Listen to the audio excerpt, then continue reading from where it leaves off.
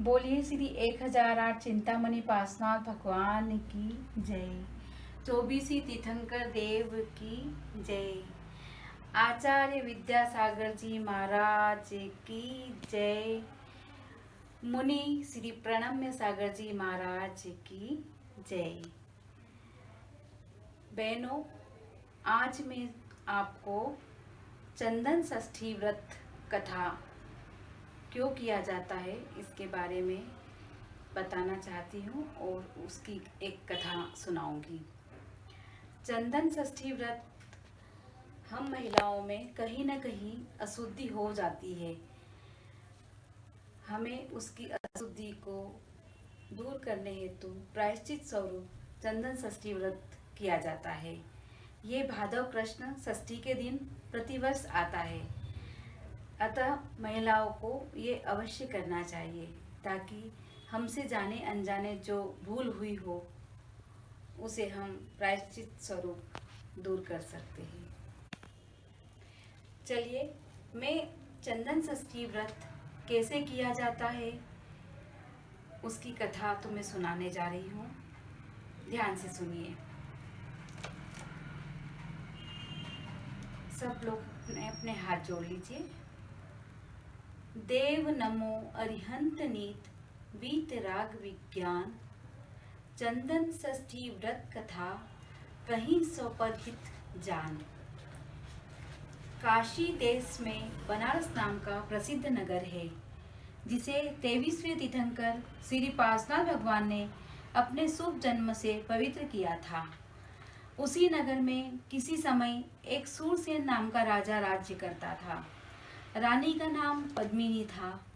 एक दिन वह राज्यसभा में बैठा था कि वनपाल ने आकर 6 ऋतुओं के फल फूल लाकर राजा को भेंट किए। राजा इस शुभ भेंट से केवली भगवान का शुभागमन जानकर स्वजन और पूर्वजनों सहित वंदना को गया। भक्ति पूर्वक प्रदक्षिणा दे नमस्कार करके बैठ गया। श्री मुनिराज ने प्रथम ही मुनि धर्म का और पश्चात श्रावक धर्म का वर्णन किया।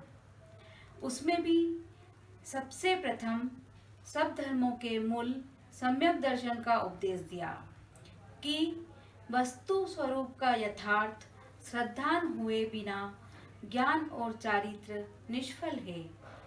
यह वस्तु स्वरूप का श्रद्धान सत्यार्थ देव, अरिहंत सत्यार्थ, निर्गंत गुरु और दयामयी जिन प्रणीत धर्म से ही होता है। अतः प्रथम ही परीक्षा पूर्वक इनका श्रद्धान होना आवश्यक है। तत्पश्चात अहिंसा, सत्य, अस्तेय, ब्रह्मचर्य और परिग्रहण, त्याग, ये 5 व्रत एक देश पालन कर तथा इन्हीं के यथोचित पालनार्थ सप्तशीलों, 3 गुणव्रत व 4 शिक्षा व्रतों का पालन करे इत्यादि उपदेश दिया। तब राजा ने हाथ जोड़कर पूछा, हे ऋषिराज, अपनी रानी के प्रति मेरा अधिक स्नेह होने का क्या कारण है? यह सुनकर श्री गुरु ने कहा, राजन सुनो, अवंती देश में उज्जैन नाम का एक नगर है। वहाँ वीरसेन नाम का राजा था और उसकी रानी का नाम वीरमती था। इसी नगर में जिनदत्त नामक एक सेठ थे। उनकी जयावती नामक सेठानी से ईश्वरचंद नाम का पुत्र भी था, जो अपने मामा की पुत्री चंदना से पाणी ग्रहण कर सुख से काल यापन करता था। एक समय जिनदत्त सेठ और जयावती सेठानी कुछ कारण पाकर दिगंबरी दीक्षा ग्रहण कर मुनियारिका हो गए और तब से आयु पूर्ण होने पर तप के महात्म्य से स्वर्ग में देव व देवी हुए। पिता का पद प्राप्त कर ईश्वरचंद सेठ भी सुख से रहने लगा। एक दिन अति मुक्तक नाम से एक मुनिराज मासोपवास से अनंतर नगर में पारना हेतु पधारे। तब ईश्वरचंद ने भक्ति सहित मुनिराज को पड़गहान कर अपनी धर्म पत्नी से कहा कि गुरुदेव को आहार दो। तब चंदना बोली, स्वामी, मैं ऋतुमती हूँ, कैसे आहार दूं? ईश्वरचंद ने कहा, गुपचुप रहो, हल्ला मत करो। गुरुदेव मसोपवासी है, इसलिए शीघ्र पारणा कराओ। चंदना ने अपने पति वचनानुसार मुनिराज को उसी अवस्था में आहार दे दिया। श्री मुनिराज तो आहार करके वन में चले गए और यहाँ 3 ही दिन पश्चात इस गुप्त पाप का उदय होने से पति पत्नी दोनों के शरीर में गलित कुष्ठ हो गया, जिससे अत्यंत दुखी हुए और कष्ट के दिन बिताने लगे। एक दिन भाग्योदय से संग सहित श्री भद्र नामक दिगंबर जैन मुनि उज्जैन के उद्यान में पधारे। नगर के लोग वंदना को गए और ईश्वरचंद भी अपनी भार्या के साथ वंदना को गया।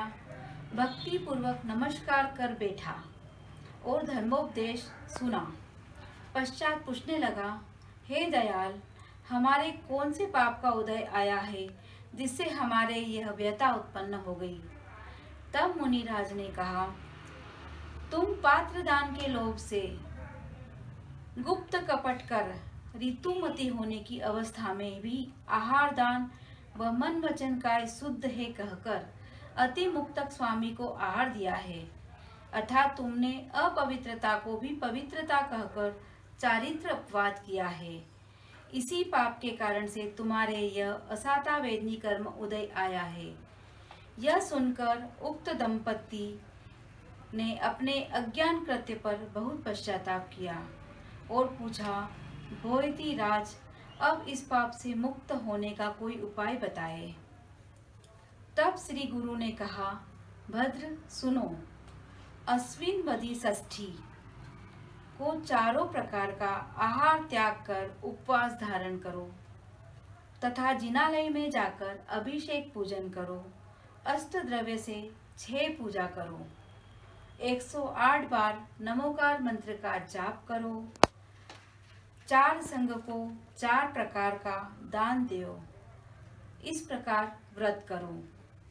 तीनों काल सामायिक व्रत, अभिषेक पूजन करो। उपवास के दिन और रात्रि भर 8 तथा धारण के दिन 4 पहर से 16 तक घर में आरंभ विषय व कसायों का त्याग करो। इस प्रकार 6 वर्ष तक यह करो। पश्चात उद्यापन करो। जहाँ जिन मंदिर नहीं हो वहाँ जिनालय बनवाओ। 6 जिन बिंब पहराओ। 6 जिन मंदिरों का जीर्णोद्धार कराओ।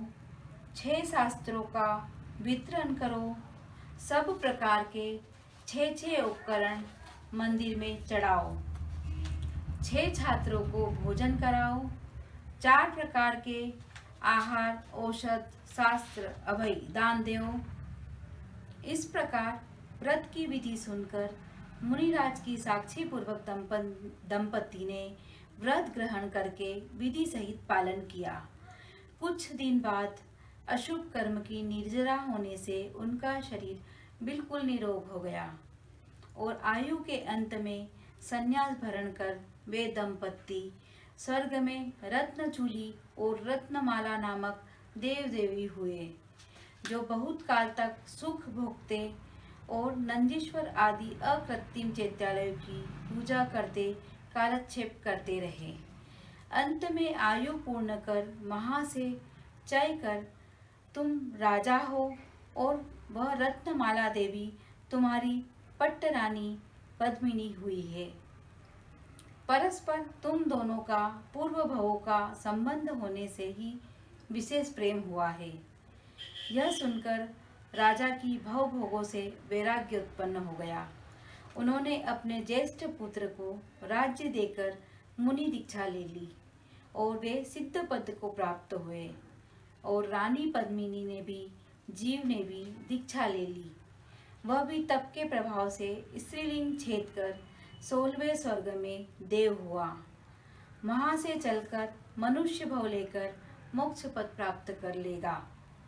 इस प्रकार ईश्वर दत्त सेठ और चंदना ने इस चंदन षष्ठी व्रत के प्रभाव से नर सुर के सुख भोग कर मोक्ष प्राप्त किया, और जो नर नारी यह व्रत पालेंगे वे भी अवश्य उत्तम पद पावेंगे। अतः हमें यह चंदन षष्ठी व्रत जरूर करना चाहिए, ताकि हमसे जो अशुद्धि हुई हो या हमारे चारित्र में कोई दोष लगा हो उसका निराकरण प्रायश्चित होता है। इस व्रत को करते हुए हमें इस मंत्र का जाप करना चाहिए। ओम ह्रीं श्री अरम चंद्र प्रभु श्री ह्रीं कुरु कुरु स्वाहा। ओम ह्रीं श्री अरम चंद्र प्रभु श्री ह्रीं कुरु कुरु स्वाहा। ओम ह्रीं श्री अरम चंद्र प्रभु श्री ह्रीं कुरु कुरु स्वाहा। ये हमें 108 बार मंत्र का जाप करना चाहिए। इस प्रकार इस कथा का समापन हुआ। बोलिए श्री 1008 चंदा प्रभु भगवान की जय। नमोस्तु भगवान, नमोस्तु भगवान, नमोस्तु।